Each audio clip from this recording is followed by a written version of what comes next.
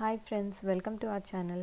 ఈరోజు మనం 8th class సైన్స్లోని చాప్టర్ రిప్రొడక్షన్ ఇన్ యానిమల్స్ గురించి తెలుసుకుందాము. మీకు ఈ సైన్స్ చాప్టర్స్లో ఏమైనా టర్మినాలజీస్ అర్థం కాకపోతే ఒకసారి గూగుల్ ట్రాన్స్లేట్లో టైప్ చేసి చూడండి.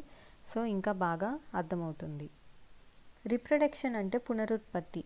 రిప్రొడక్షన్ అనేది చాలా ఇంపార్టెంట్. ఎందుకనంటే ఒక స్పీషీస్ కంటిన్యూయేషన్కి ఆ సిమిలర్ కైండ్స్ ఆఫ్ ఇండివిజువల్స్ని ప్రొడ్యూస్ చేయడానికి రిప్రొడక్షన్ అనేది చాలా ఇంపార్టెంట్.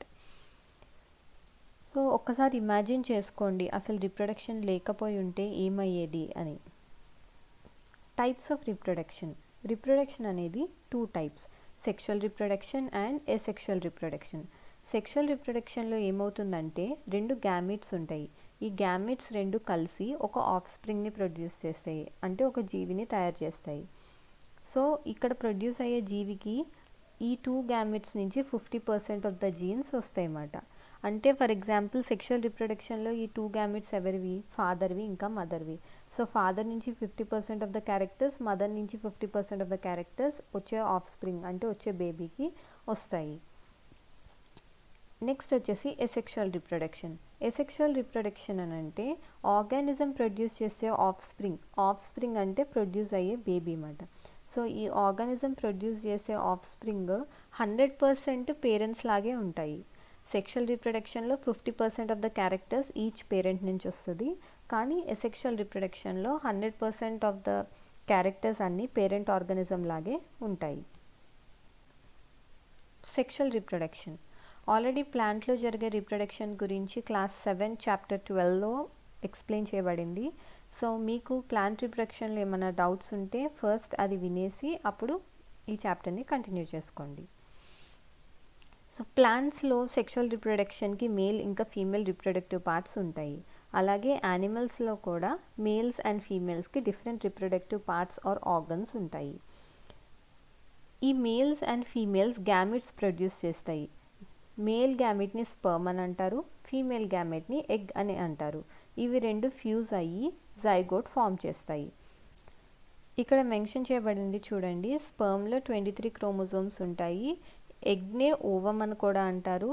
ఇందులో 23 క్రోమోజోమ్స్ ఉంటాయి.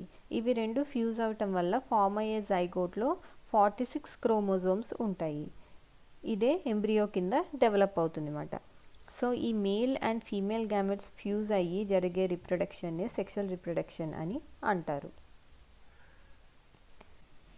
Male reproductive organs. మేల్లో రిప్రొడక్టివ్ ఆర్గన్స్ వచ్చేసి a pair of testis and 1 penis. So ఈ టెస్టిస్ అనేవి ఈ మేల్ గ్యామెట్స్ని ప్రొడ్యూస్ చేస్తాయి. నేను ఇందాక చెప్పా కదా, మేల్ గ్యామెట్స్ అంటే స్పర్మ్స్.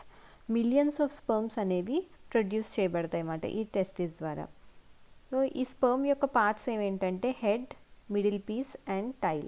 సో హెడ్లో ఆక్రోజోమ్ ఉంటుంది, మధ్యలో న్యూక్లియస్ ఉంటుంది. మిడిల్ పీస్నే కాలర్ అని కూడా అంటారు, ఇందులో మైటోకాండ్రియా ఉంటుంది. టైల్లో వచ్చేసి ఫ్లెజెల్లం ఉంటుంది. ఫ్లెజెల్లం అనేది ఇది ఏం చేస్తుందంటే స్పర్మ్ని స్విమ్ చేయడానికి హెల్ప్ఫుల్గా ఉంటుంది. సో ఈచ్ స్పర్మ్ అనేది ఒక సింగిల్ సెల్ అన్నమాట. అందులో దానికి కావాల్సిన కాంపోనెంట్స్ అన్నీ ఉంటాయి. నేను ఇక్కడ మెన్షన్ చేశా కదా, హెడ్లో ఫస్ట్ సెంటర్లో 23 క్రోమోజోమ్స్ ఉంటాయి. ఈ చుట్టూరు ఆక్రోజోమ్ అని అన్నా కదా, ఈ ఆక్రోజోమ్ అంటే ఏంటంటే ఇది న్యూక్లియస్కి అటాచ్ అయి ఉంటుంది. ప్లస్ ఇందులో హైడ్రోలైటిక్ ఎంజైమ్స్ ఉంటాయి అన్నమాట. ఈ హైడ్రోలైటిక్ ఎంజైమ్స్ ఏం చేస్తాయి అని అంటే, ఇప్పుడు స్పర్మ్ ఎగ్ దగ్గరికి వెళ్ళినప్పుడు ఎగ్లోకి పెనిట్రేట్ అయ్యి వెళ్ళాలి కదా స్పర్మ్ అనేది. సో ఈ స్పర్మ్ లోపలికి వెళ్ళడానికి అక్కడున్న అవుటర్ లేయర్ని డైజెస్ట్ చేసే ఎంజైమ్స్ ఈ ఆక్రోజోమ్లో ఉంటాయి. మిడిల్ పీస్లో మైటోకాండ్రియా ఉంటుంది, అది ఎనర్జీ ప్రొడక్షన్కి యూజ్ అవుతుంది. అండ్ ఈ టైల్ అనేది లోకోమోషన్ అంటే స్పర్మ్ అనేది మూవ్ అవ్వటానికి హెల్ప్ఫుల్గా ఉంటుంది. నెక్స్ట్ వచ్చేసి ఫీమేల్ రిప్రొడక్టివ్ ఆర్గన్స్. ఫీమేల్లో రిప్రొడక్టివ్ ఆర్గన్స్ ఏంటంటే అ పెయిర్ ఆఫ్ ఓవరీస్. ఇక్కడ ఒక ఓవరీ, ఇక్కడ ఒక ఓవరీ ఉంది. వీటిని ఓవిడక్ట్స్ అని అంటారు. అండ్ ఒక యూట్రస్.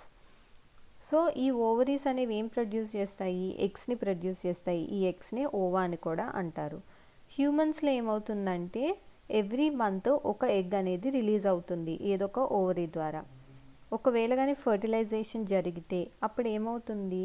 ఎగ్ అనేది స్పర్మ్తో ఫ్యూజ్ అయ్యి ఇక్కడ యూట్రస్లో బేబీ డెవలప్మెంట్ అనేది జరుగుతుంది. స్పర్మ్ లాగే ఎగ్ కూడా ఒక సింగిల్ సెల్లే. ఫర్టిలైజేషన్ అంటే ఏంటి? Male and female gametes fuse అవటం, అంటే స్పర్మ్ ఇంకా ఓవం ఫ్యూజ్ అవుతాం.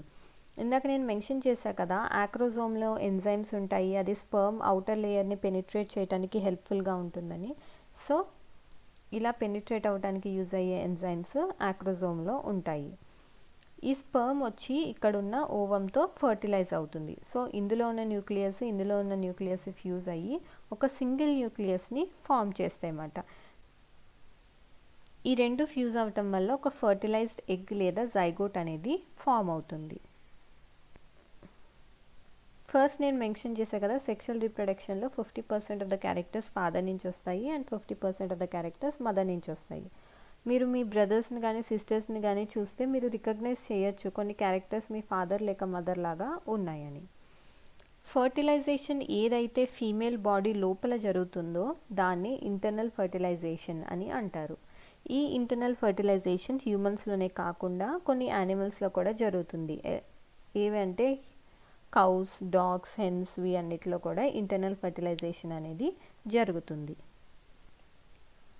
టెస్ట్ ట్యూబ్ బేబీస్, మీరు టెస్ట్ ట్యూబ్ బేబీస్ గురించి వినే ఉంటారు కదా, అసలు ఇదేంటో ఇప్పుడు తెలుసుకుందాము.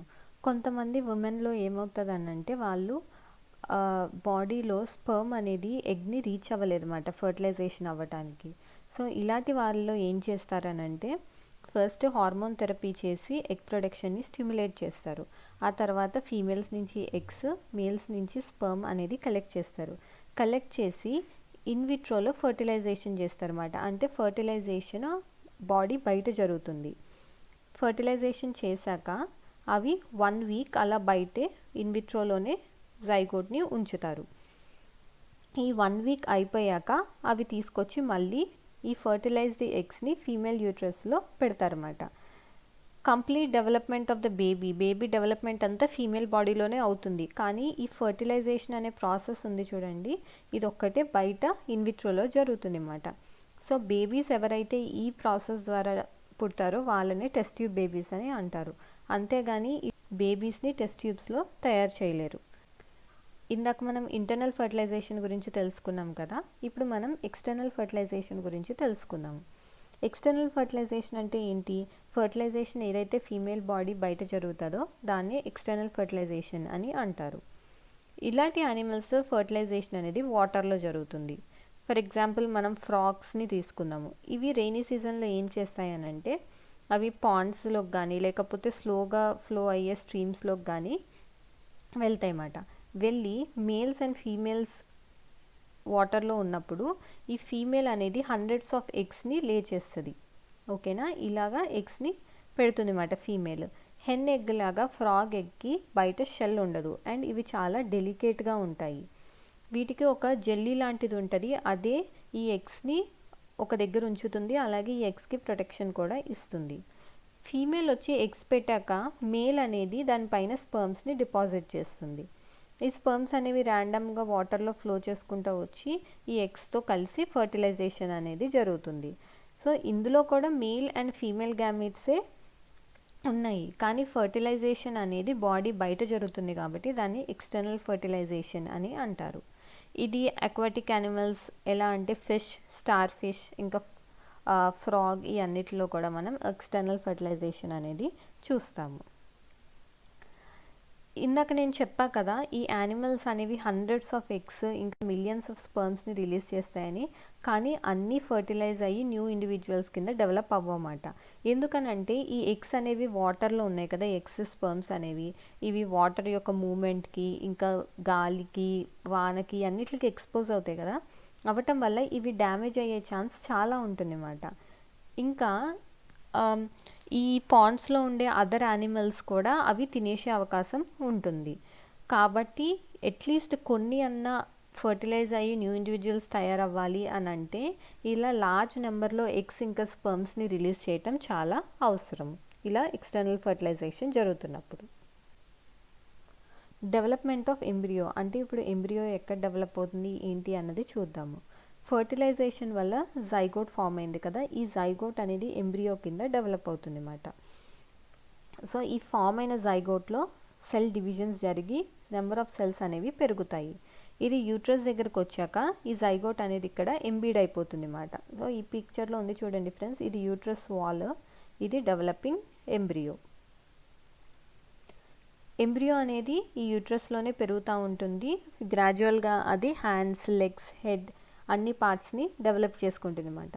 సో ఎంబ్రియోలో మనం ఎప్పుడైతే బాడీ పార్ట్స్ అన్నిటిని ఐడెంటిఫై చేయగలుగుతామో ఆ స్టేజ్లో దాన్ని ఫీటస్ అని అంటారు.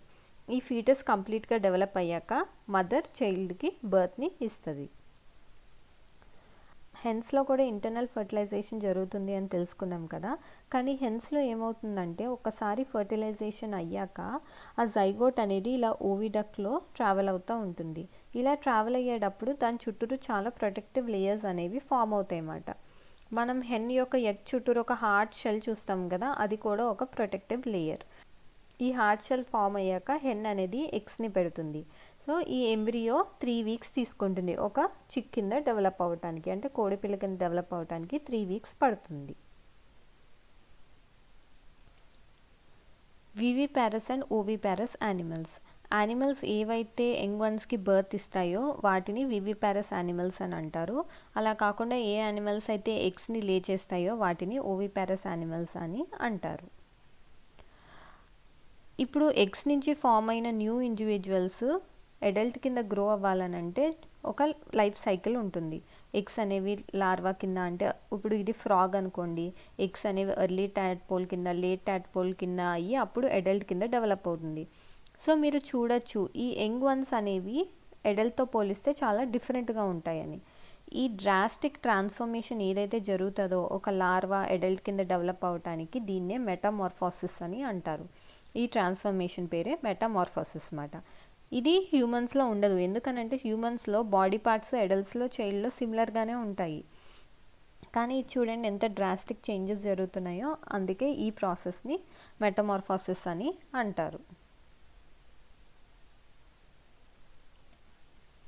ఇప్పటి వరకు మనం సెక్షువల్ రిప్రొడక్షన్ గురించి నేర్చుకున్నాం కదా. ఇప్పుడు మనం అసెక్షువల్ రిప్రొడక్షన్ అంటే ఏంటో చూద్దాము. ఈ పిక్చర్లో ఉన్నది హైడ్రా. ఇక్కడ చూడండి, రిప్రొడక్షన్ అవ్వటానికి ఇక్కడ బల్జెస్ అనేవి డెవలప్ అవుతాయి. వీటినే బడ్స్ అని కూడా అంటారు. మనం ఈస్ట్ గురించి నేర్చుకున్నప్పుడు ఈస్ట్లో బడ్స్ డెవలప్ అవుతాయని నేర్చుకున్నాం కదా. అలాగే హైడ్రాలో కూడా బడ్స్ అనేవి డెవలప్ అవుతాయి. ఒక సింగిల్ పేరెంట్ నుంచి న్యూ ఇండివిజువల్ అనేది ఒక అవుట్ గ్రోత్ కింద డెవలప్ అవుతుంది అన్నమాట. దీన్నే అసెక్షువల్ రిప్రొడక్షన్ అని అంటారు. ఇక్కడ బడ్స్ ఫామ్ అవుతున్నాయి కాబట్టి ఈ ప్రాసెస్ని బడ్డింగ్ అని అంటారు. అలా కాకుండా ఇక్కడ పిక్చర్లో ఉంది చూడండి ఫ్రెండ్స్, ఇది అమీబా. అమీబాలో అసెక్షువల్ రిప్రొడక్షన్ ఎలా జరుగుతుందంటే ఫస్ట్ అమీబాలో ఉన్న న్యూక్లియస్ అనేది 2 కింద డివైడ్ అవుతుంది. అమీబా యొక్క న్యూక్లియస్ డివైడ్ అయ్యాక దాని బాడీ కూడా 2 కింద డివైడ్ అవుతుంది అన్నమాట. అలాగా 2 డాటర్ అమీబా అనేవి ఫామ్ అవుతాయి. సో ఏదైతే రిప్రొడక్షన్లో ఒక యానిమల్ 2 ఇండివిజువల్స్ని ప్రొడ్యూస్ చేస్తుందో డివైడ్ అవటం ద్వారా ఈ ప్రాసెస్ని బైనరీ ఫిజన్ అని అంటారు. ఇప్పుడు మనం డాలీ యొక్క స్టోరీ గురించి తెలుసుకుందాము. ఇది ఫస్ట్ క్లోన్ అన్నమాట. క్లోనింగ్ అంటే ఏంటనంటే ఒక సెల్ లేదా లివింగ్ పార్ట్ లేదా ఒక కంప్లీట్ ఆర్గానిజం యొక్క ఎగ్జాక్ట్ కాపీని ప్రొడ్యూస్ చేయటమే క్లోనింగ్ అని అంటారు. ఈ క్లోనింగ్ అనేది ఫస్ట్ ఇయాన్ విల్మట్ ఇంకా వాళ్ళ కొలీగ్స్ స్కాట్లాండ్లో చేశారు. వీళ్ళు క్లోన్ చేసిన ఫస్ట్ మ్యామల్ పేరు డాలీ. అది 5th జూలై 1996న పుట్టింది. సో ఈ డాలీ స్టోరీ ఏంటో ఇప్పుడు తెలుసుకుందాము.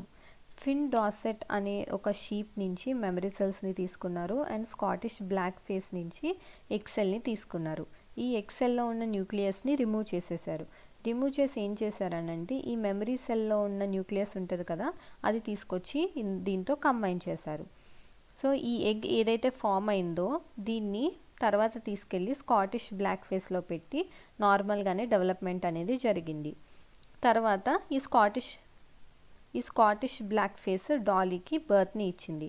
కానీ ఇక్కడ చూడండి, డాలీ అనేది ఈ సరోగేట్ ఈవ్ అంటే స్కాటిష్ బ్లాక్ ఫేస్లో పెరిగిన దీని క్యారెక్టర్స్ ఏవి దీనిలా లేవు. ఎందుకు అనంటే దీని న్యూక్లియస్ వచ్చేసి ఫిన్ డాసెట్ నుంచి తీసుకున్నాం కాబట్టి డాలీ క్యారెక్టర్స్ అనేవి ఫిన్ డాసెట్ క్యారెక్టర్స్కి క్లోజ్గా ఉన్నాయి.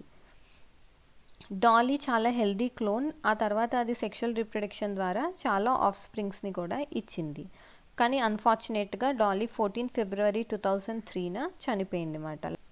డాలీ తర్వాత చాలా అటెంప్ట్స్ జరిగినాయి క్లోన్డ్ మ్యామల్స్ని తయారు చేయడానికి, కానీ చాలా వరకు అవి చనిపోయినాయన్నమాట. ఈ క్లోన్ చేసిన యానిమల్స్ అనేవి చాలా వరకు అబ్నార్మాలిటీస్తోనే పుట్టినాయి, ఏదో ఒక లోపంతోనే పుట్టినాయి. ఈ చాప్టర్లో మనం నేర్చుకున్న కీవర్డ్స్ ఏంటి friends? Sexual reproduction, binary fission, budding, eggs, embryo, external fertilisation, foetus, internal fertilisation, metamorphosis, oviparous animals, sexual reproduction, sperm, viviparous animals and zygote. Thank you.